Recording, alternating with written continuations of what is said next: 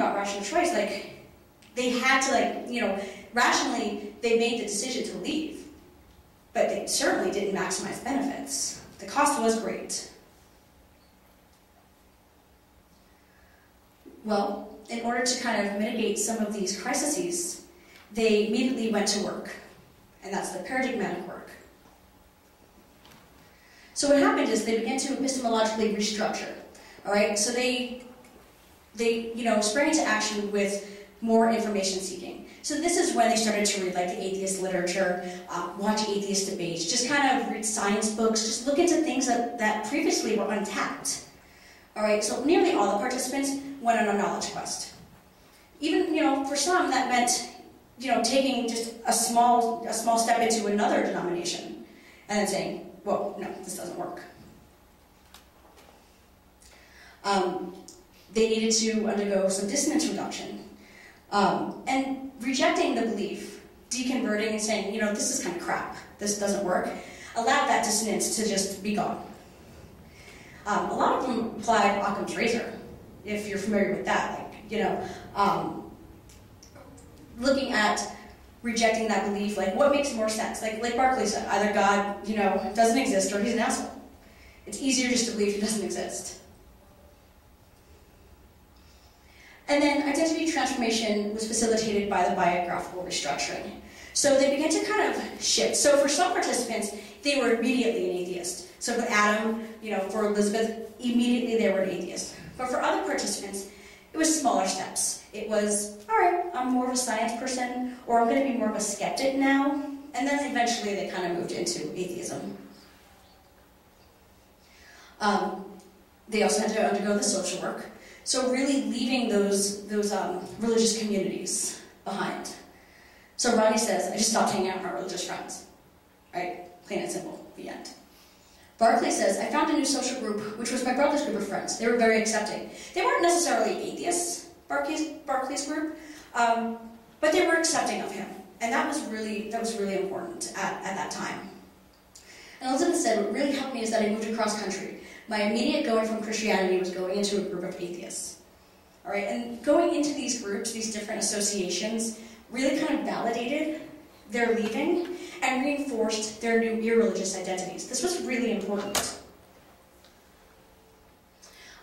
So yeah, importance was placed on finding these more compatible social associations. So when we think about groups like the Secular Student Alliance or the Las Vegas Atheists, these are really important groups. They're really important groups to participate in because they do offer that validation, they do offer that identity reinforcement, and they do offer that community, which is really important, you know, for the apostate.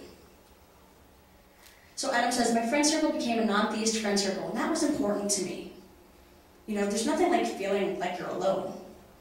You know, you lose your friends, you lose your belief, you don't know what's happening. You need someone there. George says, I didn't find religious people to be as intelligent as non-theists. So there's this idea, like, you know, I want to talk about these things. You know, I want to talk about what this means. What does it mean to be an atheist? What does it mean, like, evolution and science? What does this mean? And, you know, George couldn't talk to any theists because it was like 5 minutes and then game over. Like, you know, if you don't agree with what the Bible says, well, there's really no conversation. And I think probably a lot of us in this room have probably experienced that. Ronnie says, I go out to eat with other members and I felt so jazzed when I left.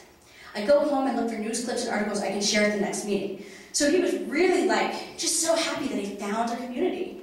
He'd go online, scour online, and just find anything he could about the Christian community or about the atheist community, anything that just seemed really dynamic and interesting. And then he had something to share when he met with his group again. And there was common ground. He was building bonds, and relationships began to form. So the emotional work really kind of like I said earlier.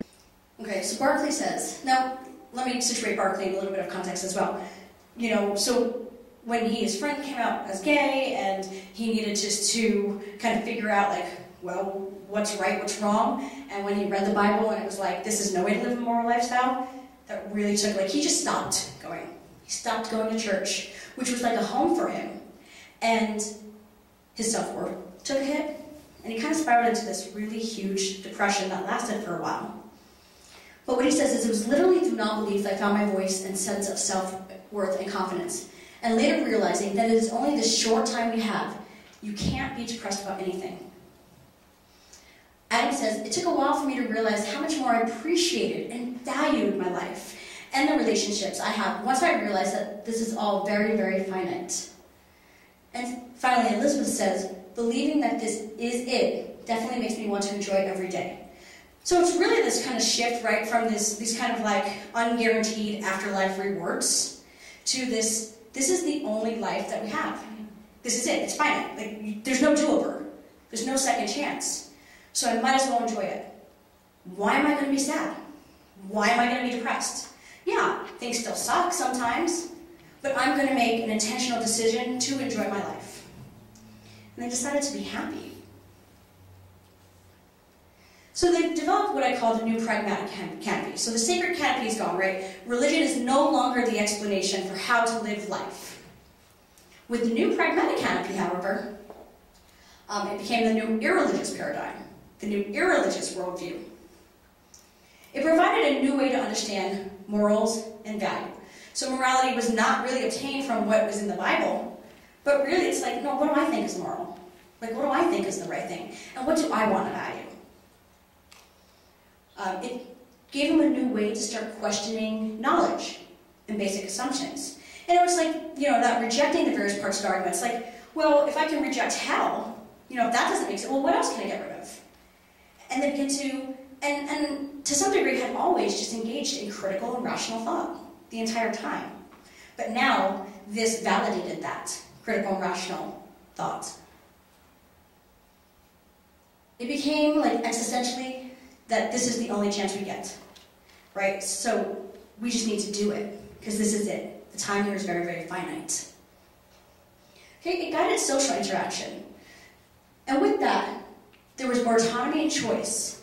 More, this is what I want to do because this is what I want to do, and this is who I choose to hang out with because this is who I want. Not because, I'm in a Christian community and I have to hang out with these people. It's, no, I choose who I want to associate with. Which oftentimes, is like-minded people. Okay, there was a lot of patterns across the narratives where people said, I actually became more tolerant. When I left religion, I actually became more accepting, more tolerant, and had a greater respect for life, a greater respect for how they engaged in their time, and a greater respect for one another. Ultimately, what I was finding is that this atheist experience is a happy experience. It's different than that 1993 study where apostates were like lower rates of happiness, lower rates of life satisfaction and self-esteem. It was, no, I'm happy. Atheism gives me a way to kind of move in the world, gives me a guiding framework, and within that framework, I'm going to enjoy this one life I get. And the purpose is now self-directed. Right? So we're not engaging in activities to kind of guarantee those afterlife rewards. Right? It's not any longer about God's purpose. It's what's my purpose. I will decide that purpose.